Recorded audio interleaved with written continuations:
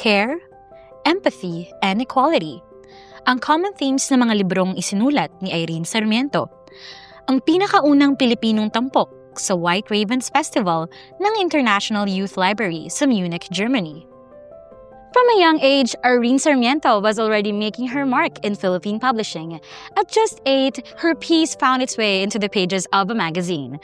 In college, she became a Palanca Award winner, an occupational therapist by profession, a storyteller at heart.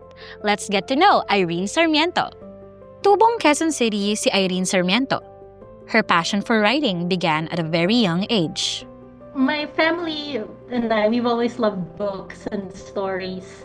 And I went to this school called Community of Learners, and they also had a good focus on creativity. So we used to have activities like writers' workshops, even in grade school. So we were self-publishing books back then. And when I was 8, I won a short story writing competition called Young Minds. And the story I wrote was titled My Little Sister and I, and that was the first time I really got published because it appeared in a parenting magazine. So I think that started me on the trajectory na kaya ko pala to. I think I was really proud, syempre, but since I was a kid, it just felt like, oh, this is normal. But I remember my school was very supportive. Like they had like a congratulations poster, and they really helped celebrate that milestone for me. I was really proud, but it also felt like this is what I was meant to be doing. Magpapatuloy si Irene sa pagsusulat. In college, she dabbled in both writing and studying occupational therapy at UP Manila. At that time in college, like I would write stories during the summers, and that's when in the middle of college, that's when I won my first Palanca for the now defunct category in the Palanca Awards called Future Fiction. During college, I was still very serious about my OT work and still very serious about writing. And I think in a way I'm always writing, like I'm always having these little internal monologues, and I need to get those out of my mind sometimes. And I think that's one way of balancing it. It's just one way of externalizing what's already internal. And as for yung OT, because I worked hard to get those skills, it does feel like a duty to contribute to the health of people living in my community. Yeah. So, yeah, somehow, I don't know, somehow nababalance siya. Yeah. Irene found a promising career as a pediatric occupational therapist in the US. But her writer's heart always returns to her homeland, the Philippines. Isinulat ni Irene ang children's books na Spinning at The Bon Girl. My first book that I published, Spinning, is about a boy with autism. And I think being an OT, like a pediatric OT specifically, it's my way of advocating for children. And so I think I'm able to do that like at the cultural level as a writer, and then obviously like at the practical and clinical level as an OT. So I think in a way I'm always practicing both OT and writing. Tabon Girl, which won the Palanca Award, it talks about concepts in archaeology and gender roles. So getting people to, and it does it through like this girl who's kind of excavating in her backyard, and then she discovers something that actually represents an important artifact in her mother's past. So these books, along with Stray Cats, I think they're ultimately about care and empathy. So I think that's the uniting theme.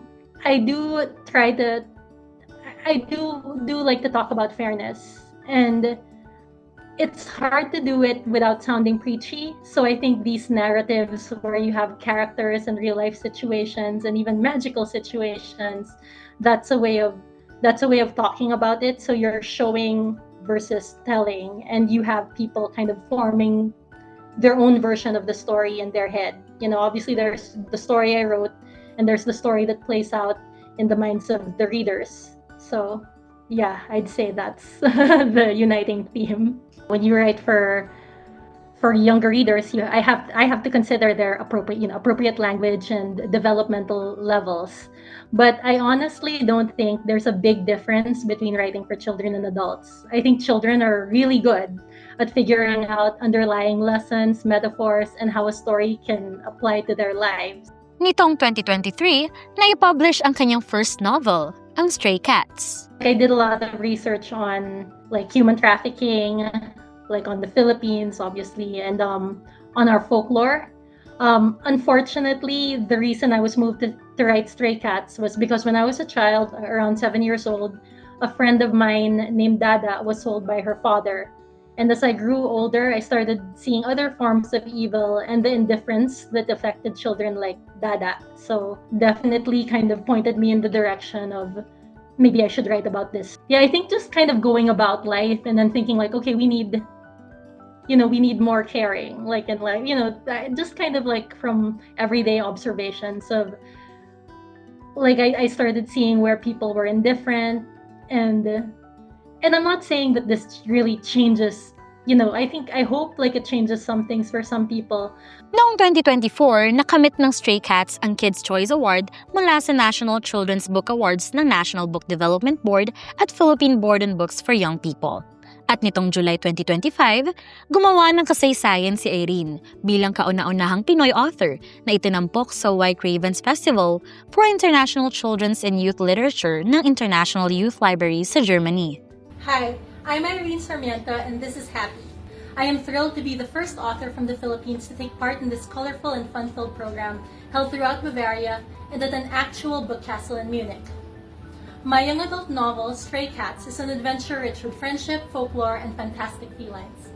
With the help of a talking cat named Oscar Santos, Elisa Paz searches for her missing friend Raquel throughout Manila and its surrounds. She braves the clamorous city streets and faces dark and menacing forces that try to lead her astray. Elisa encounters one such monster called the tikbalang, a creature with a human body and horse's head. The tikbalang makes its dangerous presence known with the eerie sound tick, tick, tick. A warning and a reminder that the time to find Raquel is quickly running out. There's White Ravens, there's the festival, and there's a recommended list of books. So these aren't competitions, to be clear.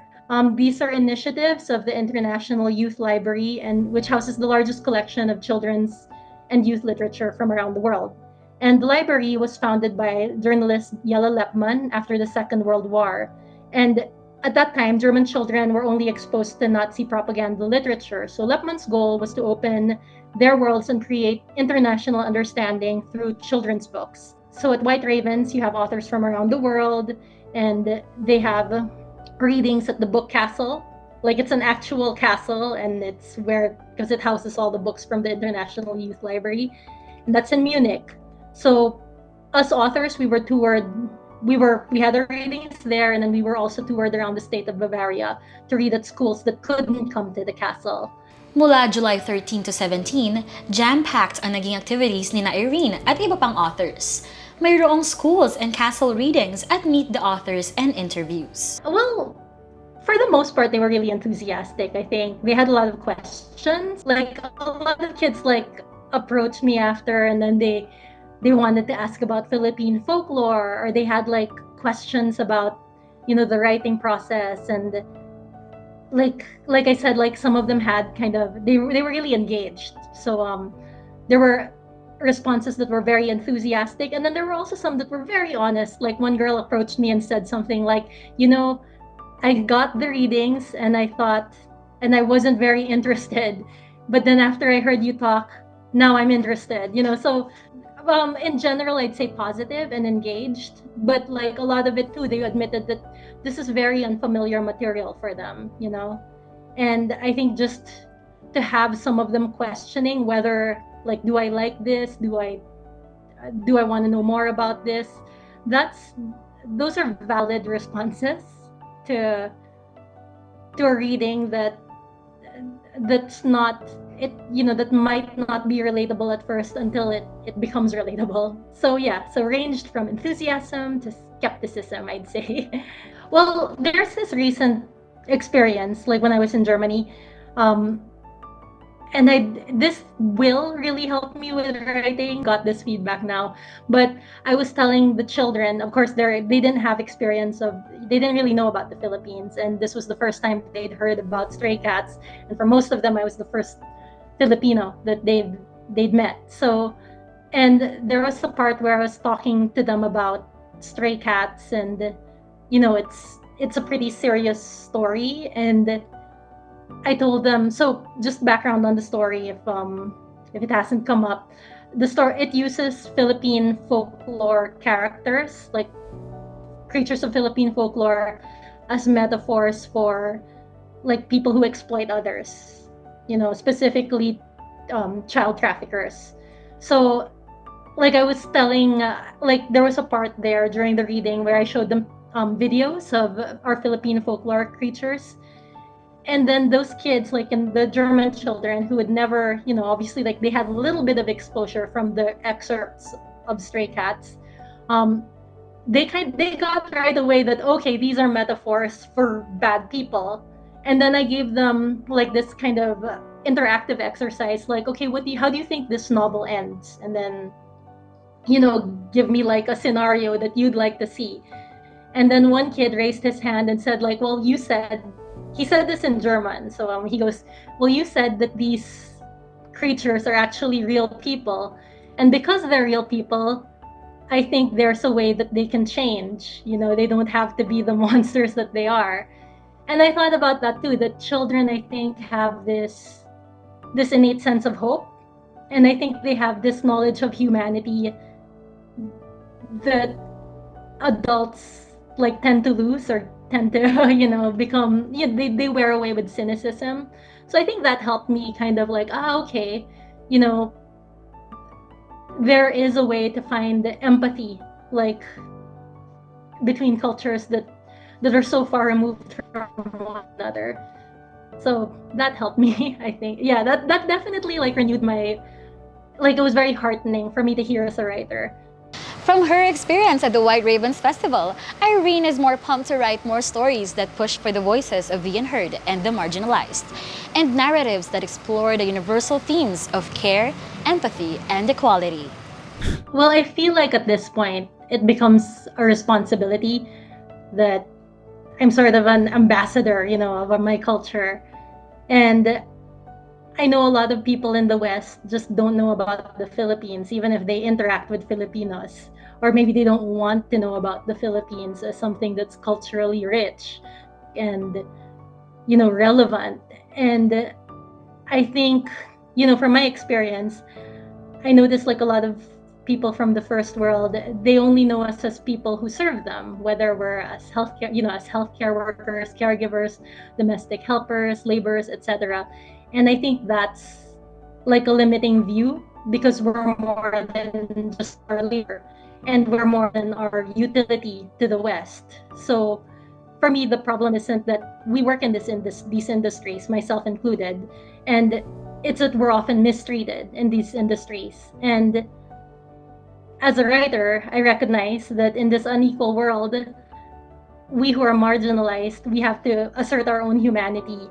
And I think being a writer is my way of doing that for my people. So that definitely influences me. Like, I'm not just a writer, I'm a Filipino writer. And I'm talking to, like, I'm not just talking from two cultures, but I'm talking to more than one culture. And in that way, I think I'm giving care to like the Filipino culture because that's what I identify most with. Ano nga ba ang dapat nating abangan kay Irene? Well, right now, I'm working on a subversive romance novel for readers 18 and up. So there's that. And other things I'd like to work on, I want to do a series of illustrated books about the joys of just being weird and chaotic and growing. And I want like works that go between English and Tagalog because that's how a lot of us normally communicate. And I think so more of embracing that, like conversation and communication and connection. And using wordplay. So something that's contextually but not strictly bilingual. Yeah. And yeah, those are so far what's cooking for me. Stray Cats is available through the Ateneo University Press website. It's also available on Shopee and Lazada, and as well as fully booked to my knowledge, and some university bookstores. Para sa mga aspiring or even struggling authors, may pabaong payo si Irene. There was advice that I got some years ago when I was having writer's block. Like one of the things I was doing then to get out of writer's block was I started to focus on reading and studying award-winning fiction from best-selling authors, thinking like, okay, this is the formula to get published and to get your voice out there. And like I would try to emulate different styles of prose, which like for me that was more of a mental exercise. And then one morning, like I woke up and I heard the words, you should speak in your own voice. And that's what I did. And that's what I would advise others to do. You just speak in your own voice. Who knows, one of these days, someone might listen. Para sa Read Pinoy, ako si Marian Abio.